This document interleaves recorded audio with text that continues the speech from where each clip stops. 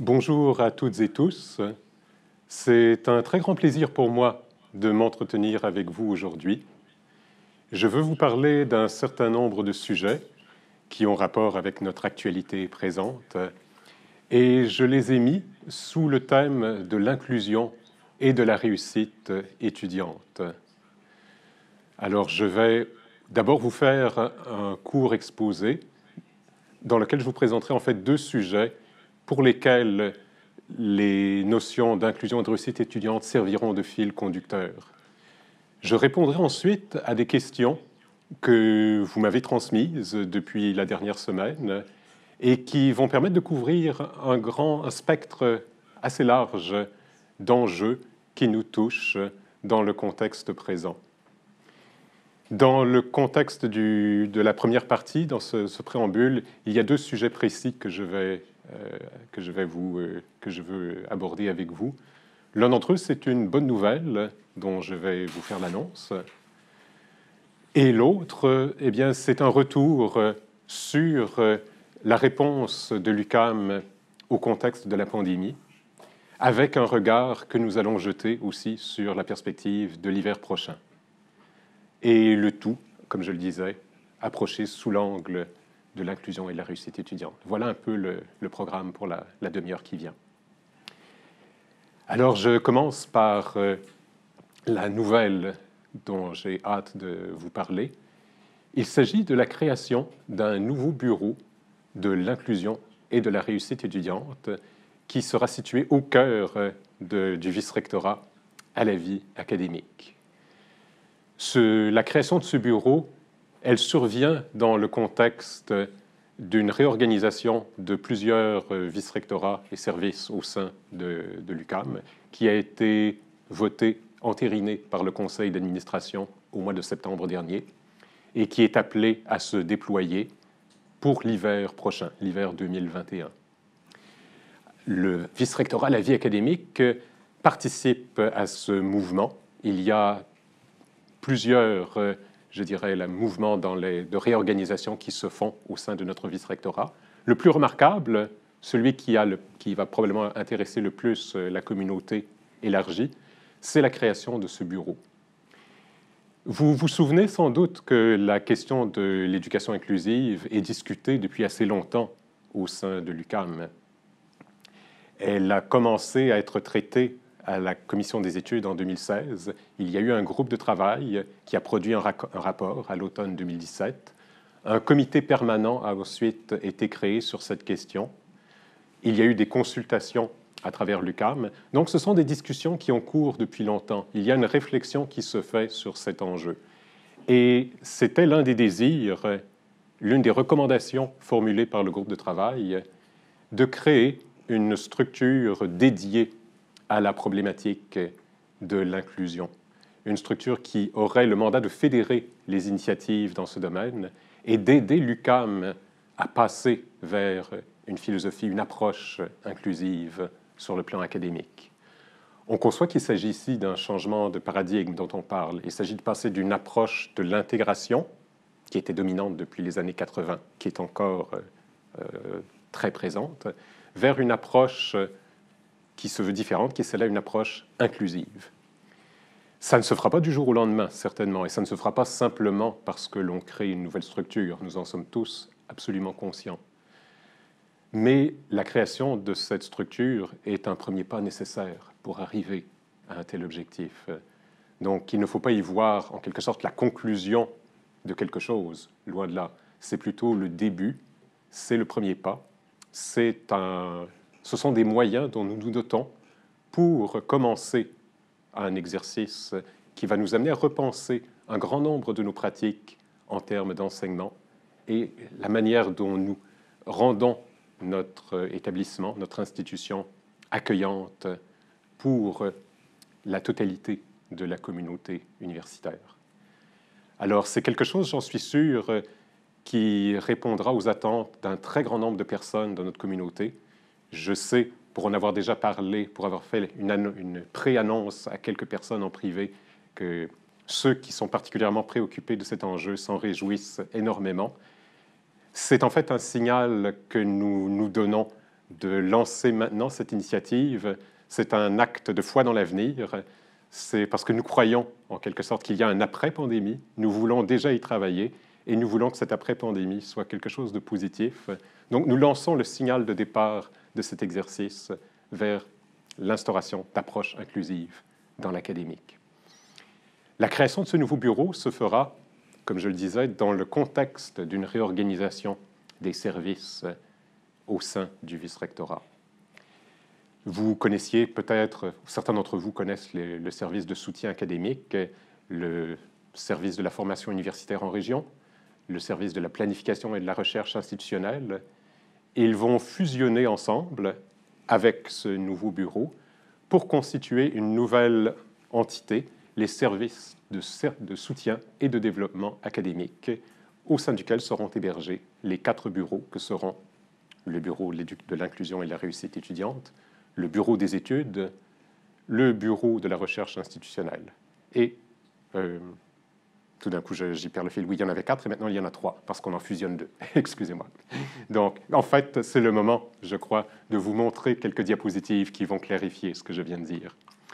Voici les structures de premier niveau que vous voyez sur la diapositive. Vous reconnaissez le registrariat qui ne change pas. Les nouveaux services de soutien et de développement académique, c'est une structure de niveau 1. Elle incorpore des bureaux. Le service des relations internationales et diplomatiques, qui ne change pas non plus de façon fondamentale, mais vous verrez tout de même qu'il y a un changement intéressant dont je vais vous parler dans un instant. Le titre diplomatique lui a été ajouté, l'épithète diplomatique a été ajouté il y a de cela quelques mois. Et les services à la vie étudiante. Voilà les 4 services de niveau 1. Et maintenant, voici un schéma plus complexe qui vous montre les structures de deuxième niveau. Alors, si vous regardez le service de soutien et de développement académique dont je vous ai parlé, vous y voyez le bureau des études, le bureau de l'inclusion et de la réussite étudiante et le bureau de la recherche institutionnelle, qui est le nouveau nom que nous donnons au SPARI. Nous avons généralisé l'appellation de bureau pour rendre la structure plus claire. Alors, quelles sont les autres transformations? Je passe rapidement sur ces transformations, je n'entre pas dans tous les détails, bien entendu. Le service à la vie étudiante, vous en reconnaissez l'architecture pour l'essentiel. Il comporte toujours le centre sportif, bureau des activités sportives, un bureau de l'aide financière, un bureau des affaires étudiantes et un bureau des services conseils.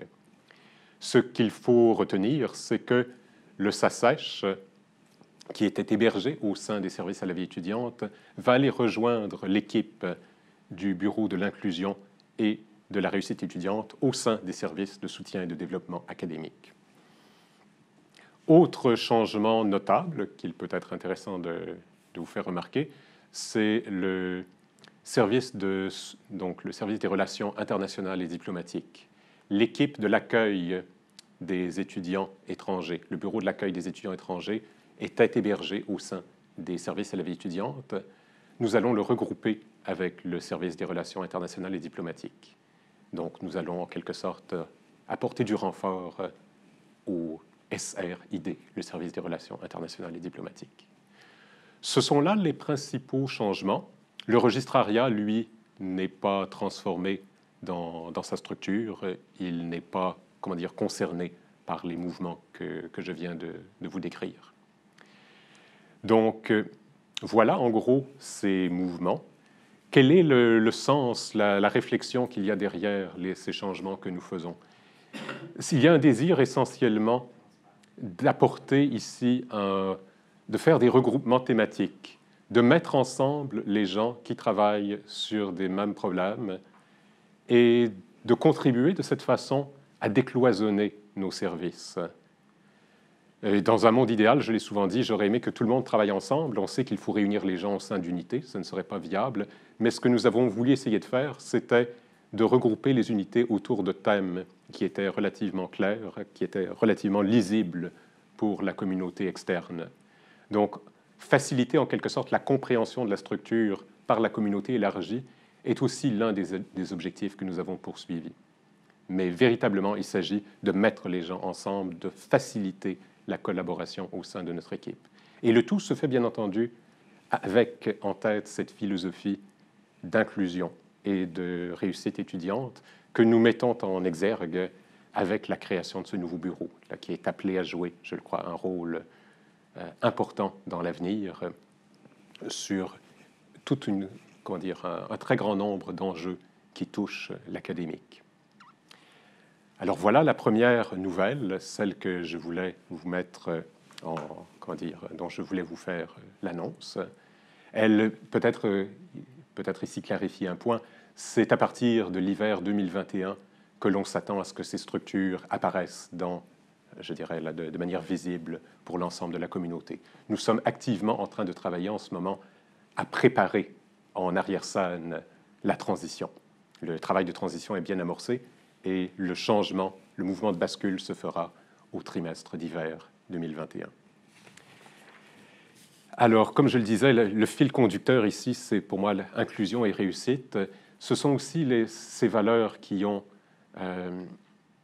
animé qui ont été notre souci constant dans les stratégies de réponse que nous avons voulu élaborer à partir de mars 2020, depuis que nous sommes plongés dans cette crise sanitaire tout à fait sans précédent. Nous avons été pris de court, comme tout le monde, ça c'est vous et moi, là, on a été plongés dans cette crise à laquelle rien ne nous préparait.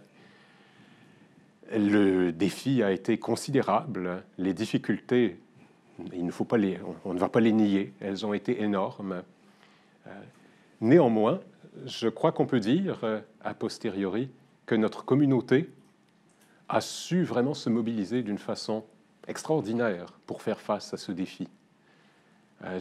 Toutes les personnes de notre communauté, employés de soutien, enseignantes, enseignants, étudiants, ont vraiment été confrontés à des défis énormes et ont su, en quelque sorte, faire en sorte que l'UQAM continue de fonctionner.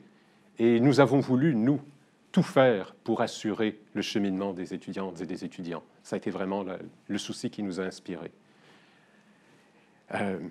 Je pense que ces efforts, nous n'aurions pas imaginé au mois de janvier 2020 que nous aurions été capables de les réaliser.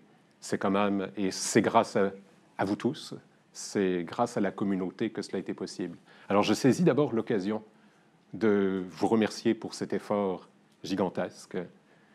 Je pense que c'est vraiment important d'avoir réussi à terminer le trimestre d'hiver 2020 et ensuite d'avoir permis que l'UQAM continue à fonctionner dans sa mission de service et de formation pour l'ensemble de la communauté étudiante.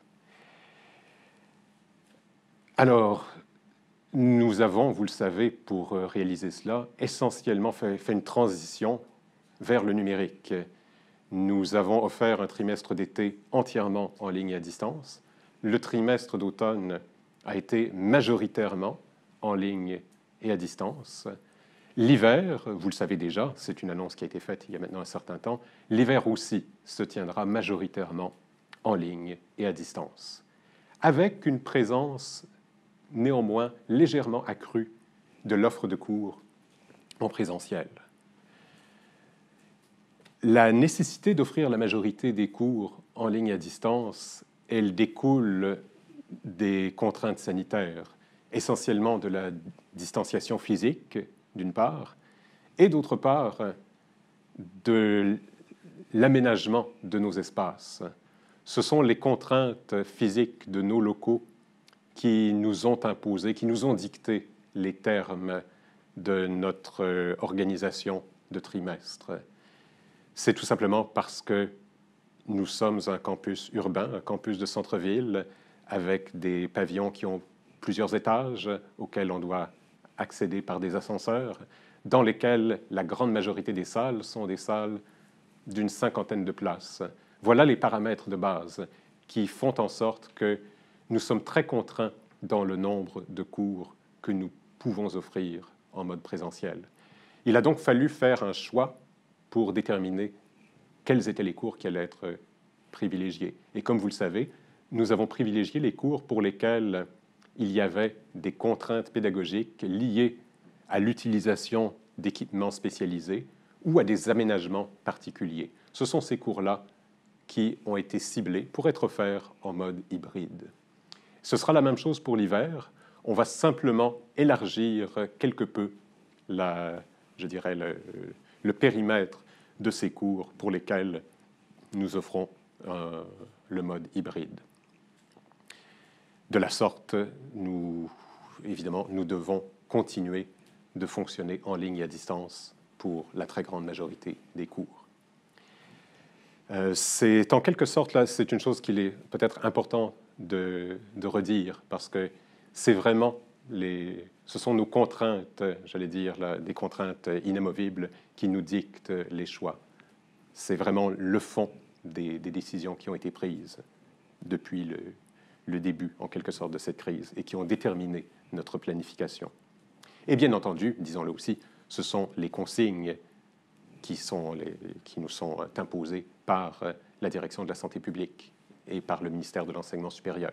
Nous devons bien entendu, et nous allons continuer de nous référer constamment à ces consignes.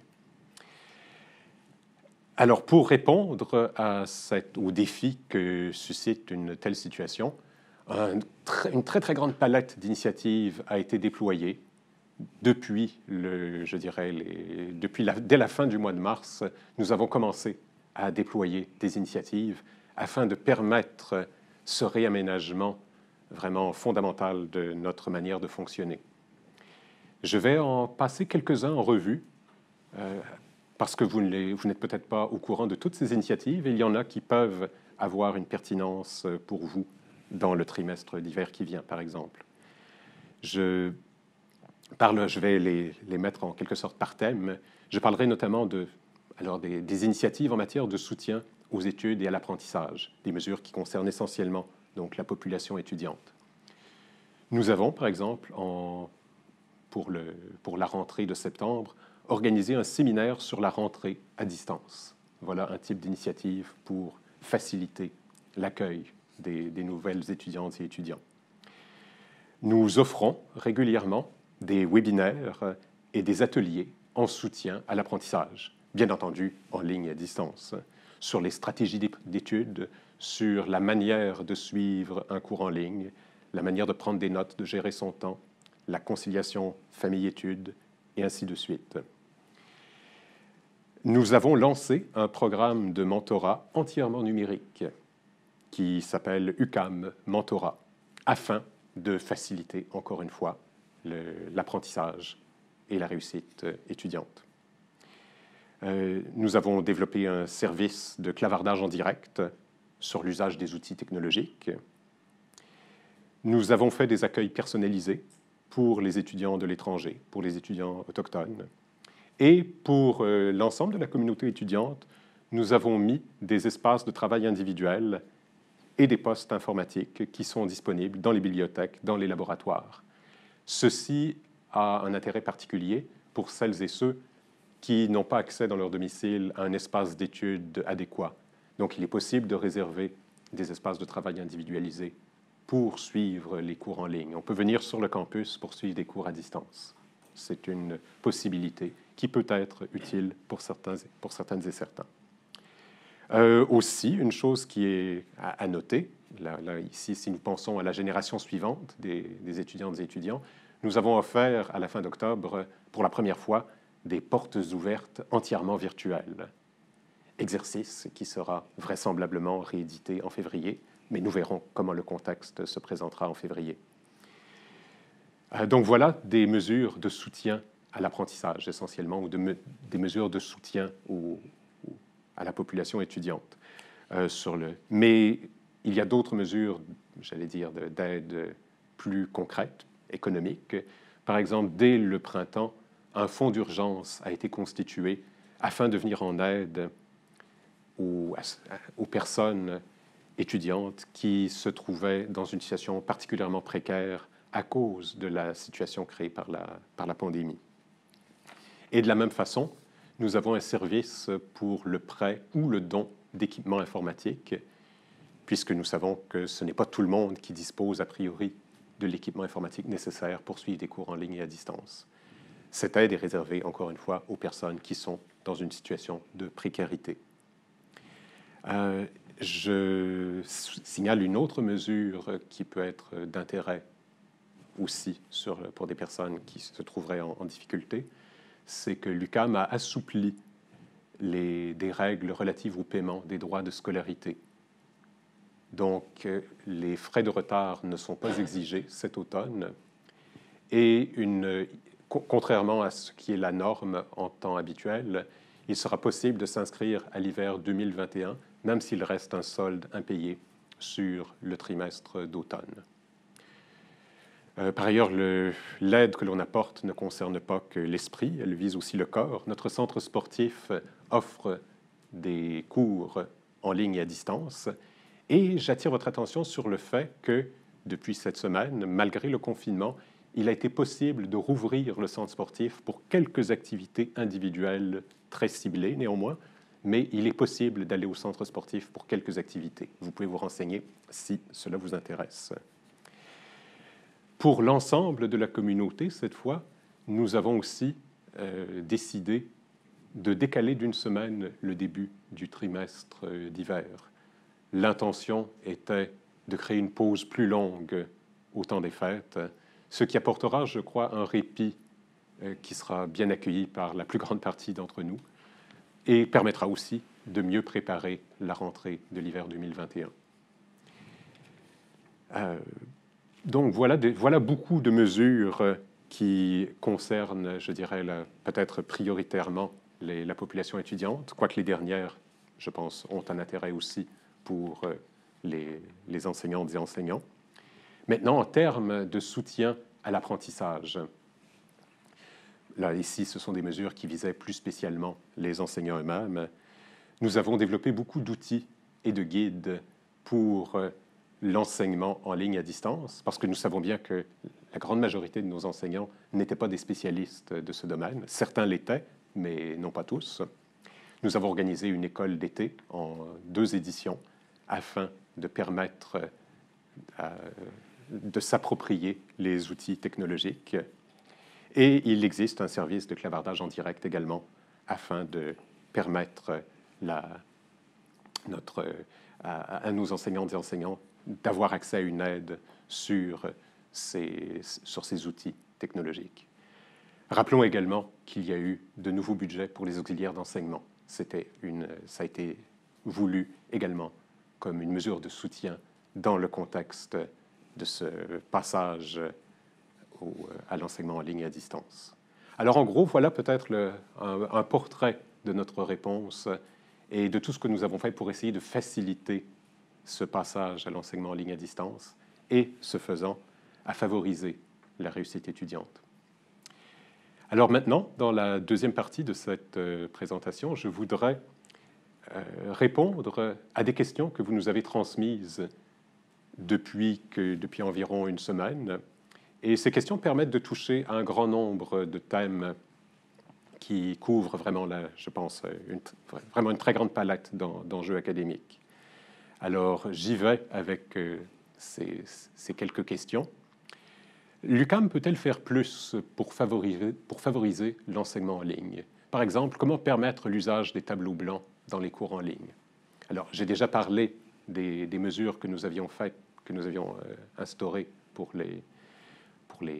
aider en quelque sorte les enseignantes et enseignants. Alors, pour prendre cet exemple des tableaux blancs, j'attire votre attention, si vous ne le saviez pas, sur le fait que 5 salles ont été réservées pour l'enregistrement de séances de cours asynchrones.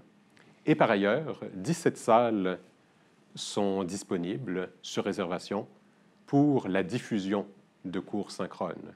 Ce sont des salles de cours avec un équipement audiovisuel de qualité pour permettre la captation.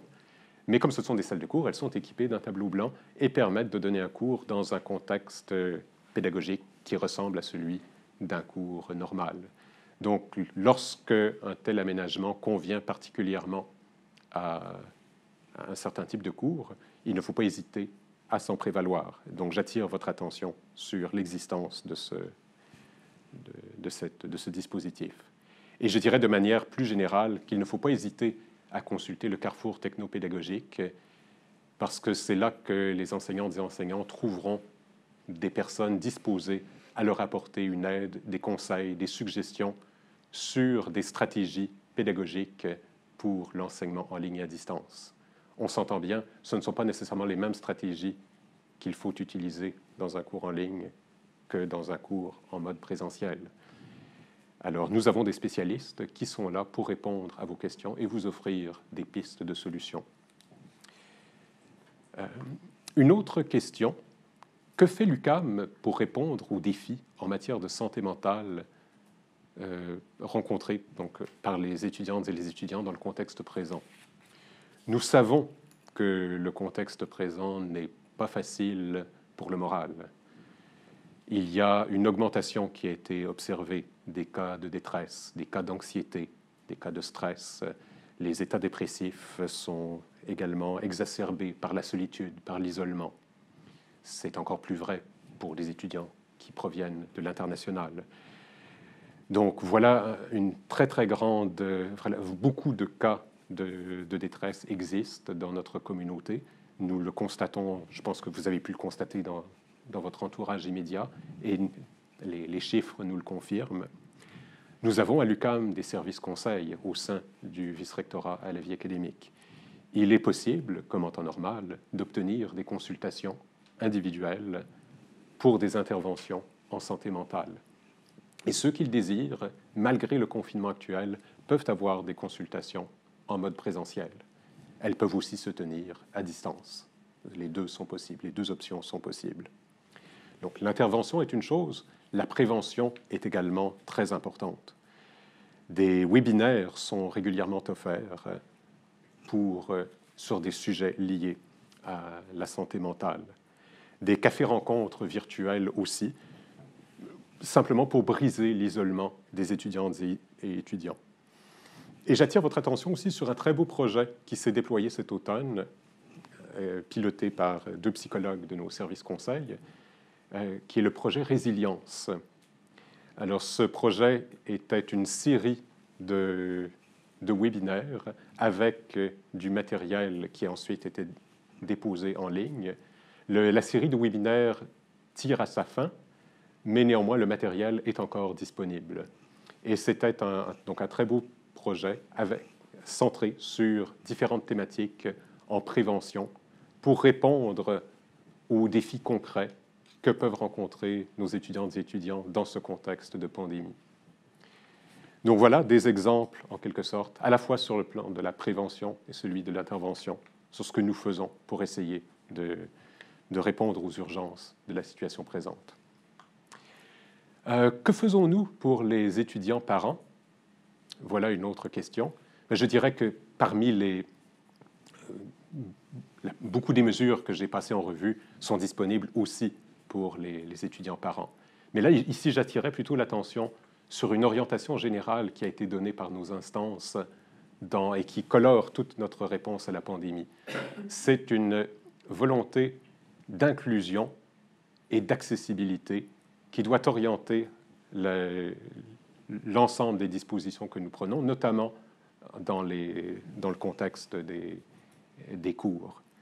Donc, les étudiants, les étudiantes sont invités, s'ils ont des problèmes, s'ils rencontrent des défis à cause de leur situation personnelle, à s'adresser à leurs enseignantes et enseignants qui ont été sensibilisés à cet enjeu et qui ont le mandat, c'est une orientation institutionnelle, de faire preuve d'une ouverture particulière dans le contexte présent pour discuter d'ajustements possibles dans l'aménagement des cours ou des modalités d'évaluation.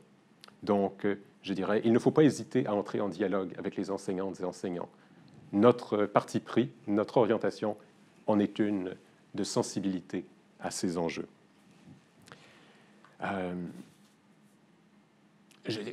Alors, une autre question, quelles sont les dispositions pour l'enregistrement des séances de cours? Cette question est dans le prolongement de la précédente.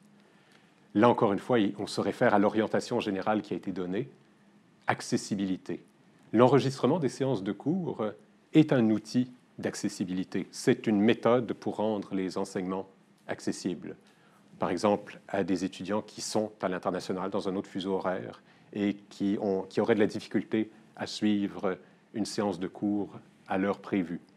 Dans ce cas-là, enregistrer la séance et la rendre disponible en mode asynchrone est une façon de rendre le cours accessible. Nous n'avons pas cependant fait de l'enregistrement des séances une obligation, parce que ça n'est pas quelque chose qui conviendrait à la totalité des situations pédagogiques. Mais c'est néanmoins une option qui est disponible, c'est une option à laquelle il est possible d'avoir recours.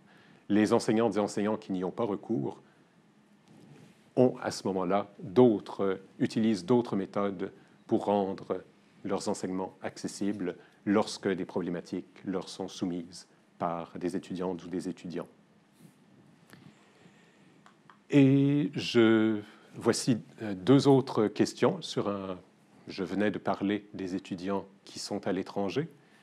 La question « Quand reprendront les échanges internationaux ?» est une question à laquelle il n'est pas facile de donner une réponse. La réponse va dépendre de l'évolution de la pandémie. Nous ne savons pas exactement quels sont les horizons de temps auxquels nous sommes confrontés. Nul ne peut le dire avec exactitude. Pour l'instant, les échanges de mobilité sortante ne sont pas possibles. C'est d'ailleurs vrai non seulement pour les étudiants, c'est vrai pour la totalité du personnel. Il n'y a pas de voyage à l'international, de déplacement international autorisé, que ce soit pour des motifs de recherche, d'études, de représentation. Il n'y a pas de déplacements internationaux en ce moment. Rien de ce genre n'est autorisé. Dès que ce sera possible, soyez bien certains que nous reprendrons ces échanges qui nous tiennent à cœur. Et question inverse, est-ce que l'on peut encore accueillir des étudiantes et étudiants en provenance de l'étranger? Ici, la réponse est légèrement différente, parce que le contexte légal a changé depuis une dizaine de jours. Le gouvernement du Canada a rouvert la porte et il est désormais possible pour des étudiants de l'étranger de venir étudier sur place, donc à l'UQAM, dans certains établissements dont l'UQAM fait partie.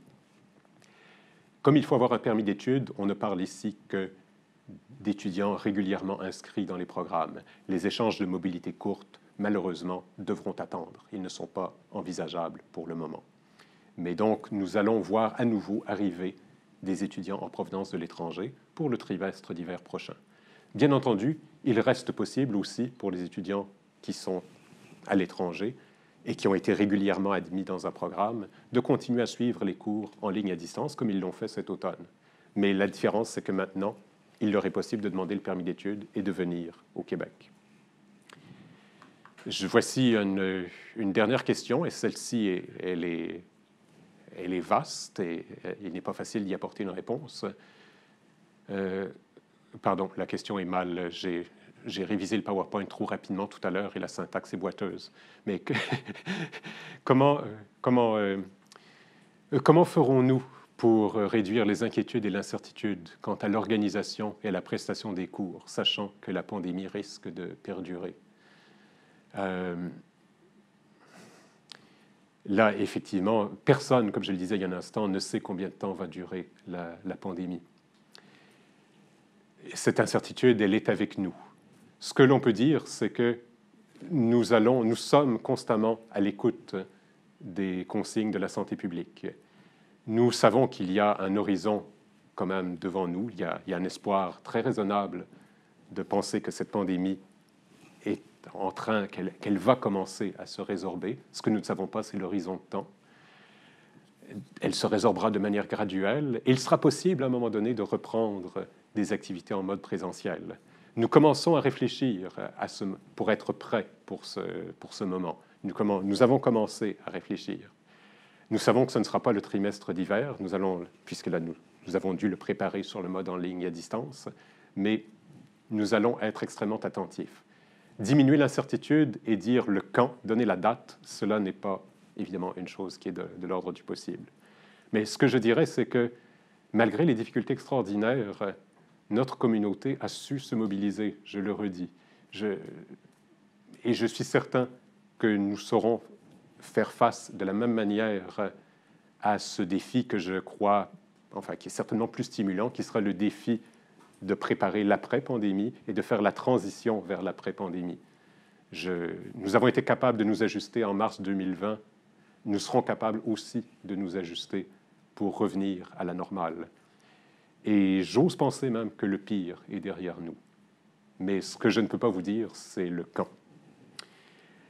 Alors, mais en tout cas, pour ces mois à venir, pour la suite des choses, nous resterons bien arrimés sur cet objectif qui est d'assurer le cheminement des étudiantes et étudiants, de favoriser la réussite étudiante en dépit des obstacles.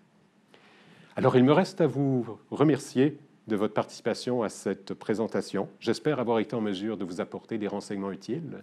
Si vous avez apporté des questions dans le module de conversation auxquelles je n'ai pas répondu, nous apporterons les réponses ultérieurement dans notre foire aux questions. Je vais remercier Fanny Dubé, qui a assuré la traduction simultanée. Je crois qu'elle est dans le coin supérieur droit, donc je la remercie. Un petit sondage va apparaître dans la fenêtre de conversation, et si vous êtes désireux d'apporter des commentaires sur le webinaire, vous pouvez bien entendu répondre à ce sondage. Je vous souhaite une bonne continuation du trimestre. Je vous remercie de votre engagement indéfectible dans la vie collective de l'université, malgré tous les défis auxquels nous sommes confrontés. Merci et au revoir.